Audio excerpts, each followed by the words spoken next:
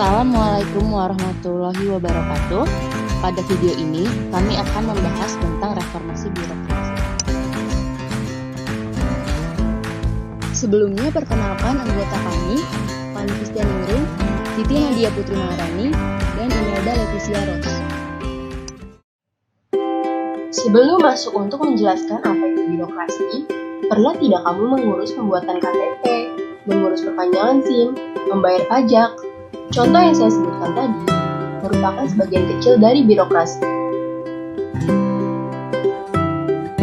Ketika membahas tentang birokrasi, masyarakat pada umumnya mempunyai pandangan bahwa birokrasi merupakan suatu sistem pemerintahan yang panjang dan berbelit-belit.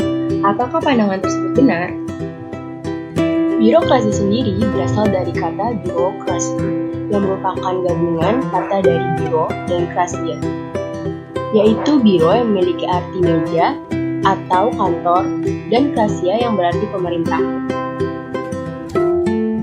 Birokrasi menurut Max Weber merupakan suatu organisasi besar yang memiliki otoritas legal rasional, legitimasi, ada pembagian kerja, dan bersifat internasional.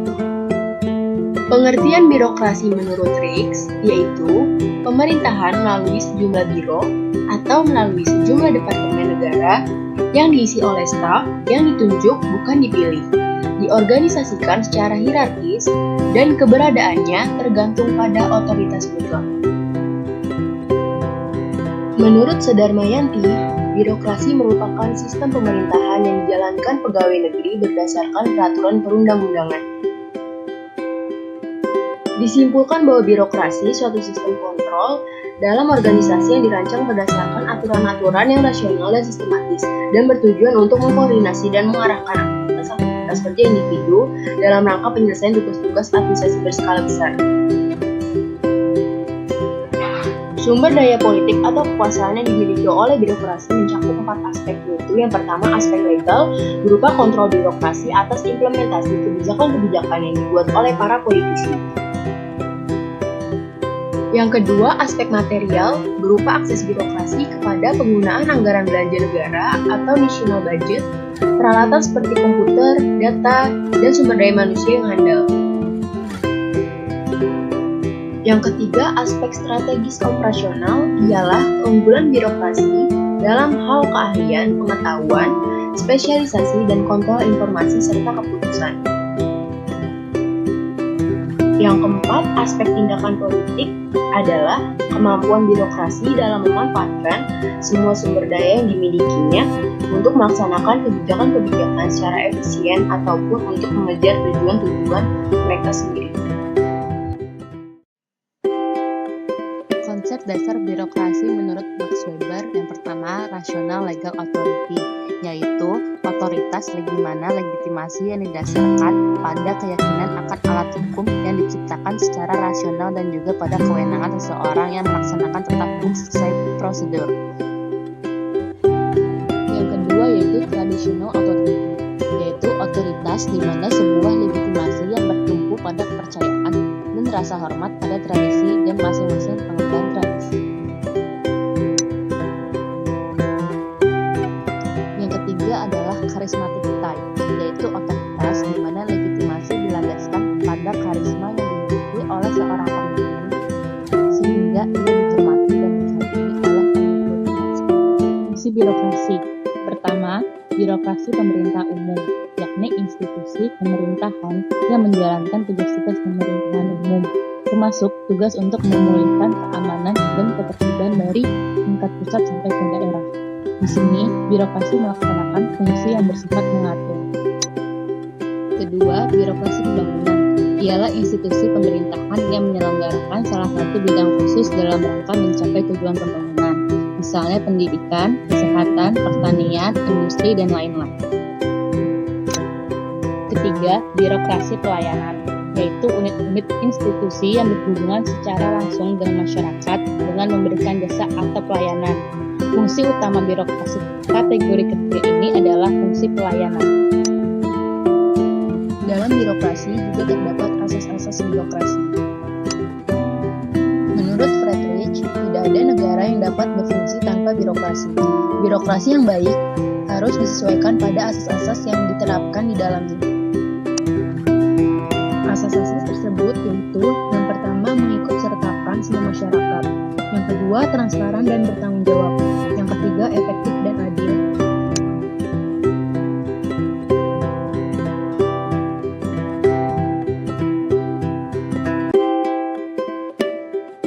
Birokrasi rasional.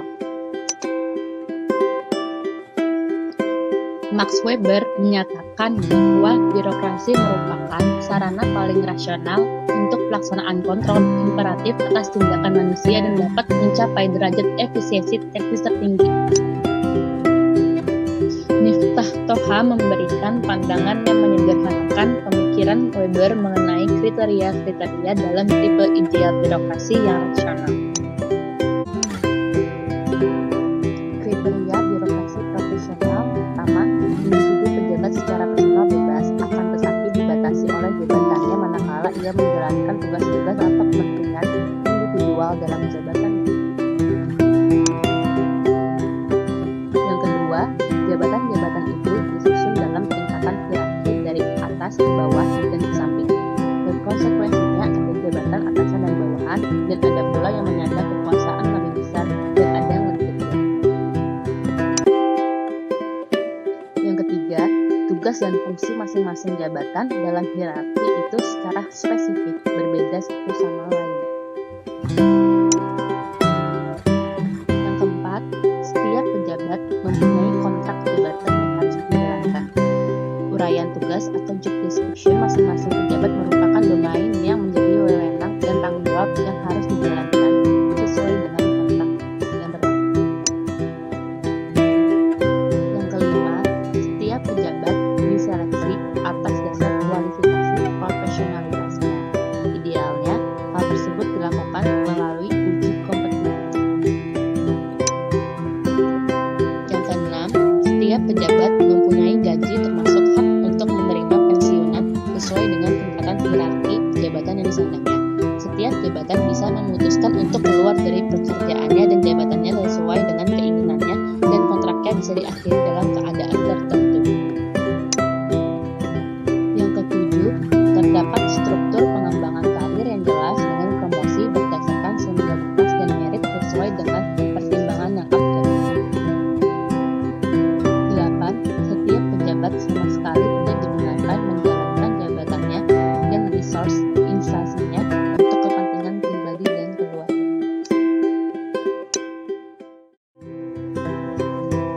Reformasi birokrasi.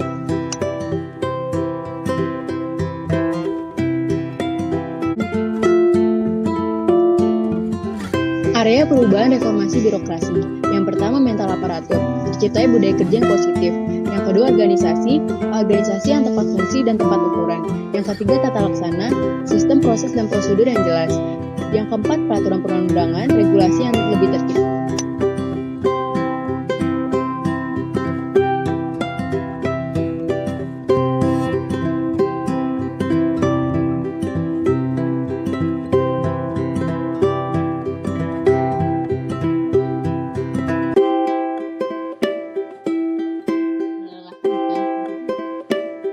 Pernah kan waktu lagi buat KTP kalian ngerasa capek banget karena disuruh mondar-mandir, melelahkan bukan?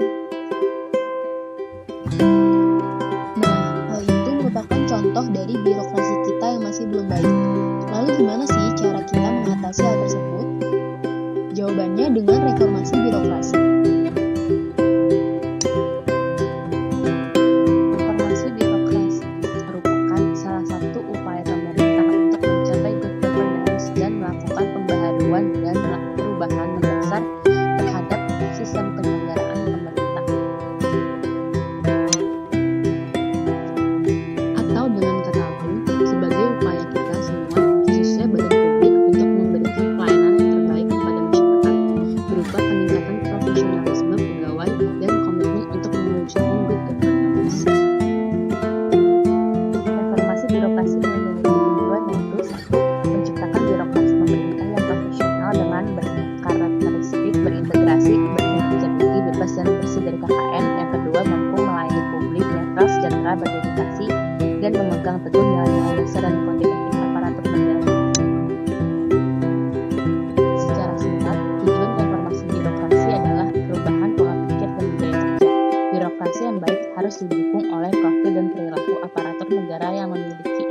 integritas, produktivitas, tanggung jawab, dan kesanggupan memberikan pelayanan premium.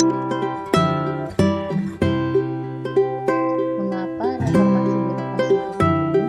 Karena beberapa permasalahan masih ditemukan, juga pola pikir dan budaya sepenuhnya tidak mendukung birokrasi yang profesional.